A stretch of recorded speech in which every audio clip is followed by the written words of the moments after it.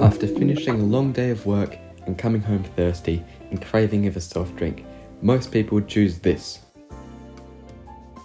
1.9 billion servings of Coke is consumed every day in over 200 countries. However, the global reach of Coca-Cola brings bounds of problems, both environmental and social.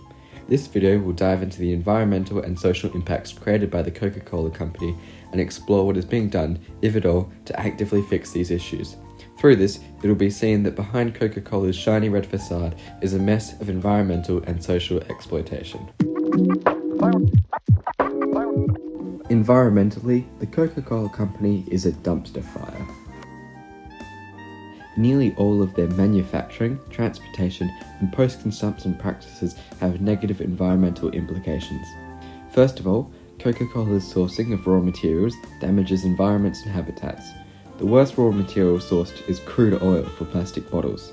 Drilling for oil has many environmental impacts, including poisonous exhausts, sound pollution, spillages, and disturbing marine environments.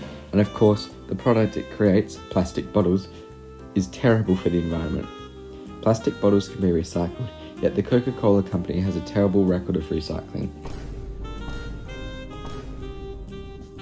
The company is ranked as the world's worst plastic polluter and produces 200,000 plastic bottles a minute. The company claims that 61% of these bottles are taken in for recycling. Regardless, that means that 41 million bottles are not recycled every year. Many of these make their way into landfills, oceans, and beaches. Despite pledges not to, in many places, Coca-Cola has started to use more plastic bottles than glass and aluminium. But why? Simply, it's cheaper for them. On average, it costs 56 cents to produce a plastic bottle, but 76 cents and 78 cents to produce aluminium cans and glass bottles respectively. So from a business point of view, why would you change to production methods that are more expensive, even if current methods hurt the environment? Unfortunately, it seems that environmental considerations are, if at all, very low on the Coca-Cola company's to-do list. Socially, the Coca-Cola company is not much better than environmentally. Coca-Cola is the world's most consumed soft drink. Nearly 2 billion servings are drunk every day in 200 countries. In America alone, Coca-Cola has a 42.8% share of the soft drink market. Coca-Cola is also one of the world's most addictive drinks. Both the high caffeine and sugar content can cause regular consumers to become dependent on the drink, prompting excessive consumption of it. One such place where this has occurred is Chiapas, Mexico. Mexico's poorest state drinks the most Coke per capita. A local person drinks 2 liters a day, 5 times the country's average.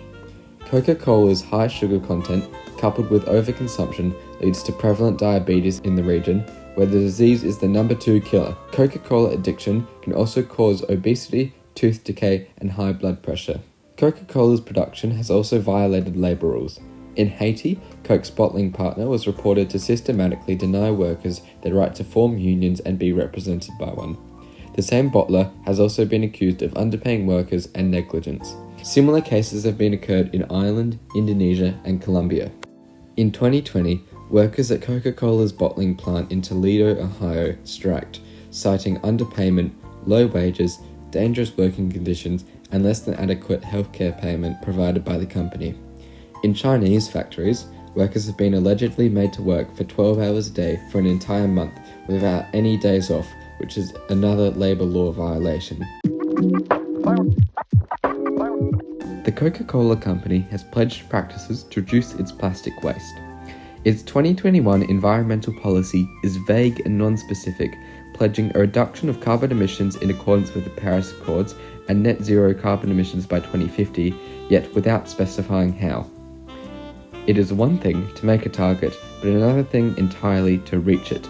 Despite additional pledges of decreasing plastic and increasing any plastic's recyclability, Coca-Cola increased its use of plastic packaging by over 6% in 2022. That's 200,000 tons more.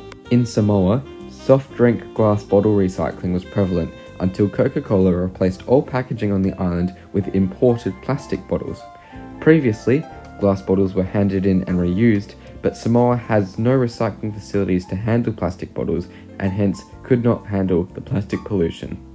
This blatant disregard of local value for recycling shows that Coca-Cola Company cares far more about what is cheaper rather than what is beneficial for the planet. Recently, Coca-Cola also introduced a new bottle size, very similar to the size of a can, producing more plastic waste and lessening can use. Furthermore, there has also been strikes continuing, with many workers saying wages do not align with cost of living. Overall, Coke's plans to reduce plastic waste have been minimally followed and are, as a result, not effective. Furthermore, its production chain remains an unfavourable place to work. To conclude, Coca-Cola's brand has negative environmental and social impacts. Its sourcing of materials damages environments, and its rampant use of plastic, combined with a lack of active recycling policies, further damages the environment. Additionally, workers in Coca-Cola factories have striked as a result of low wages and unfair treatment.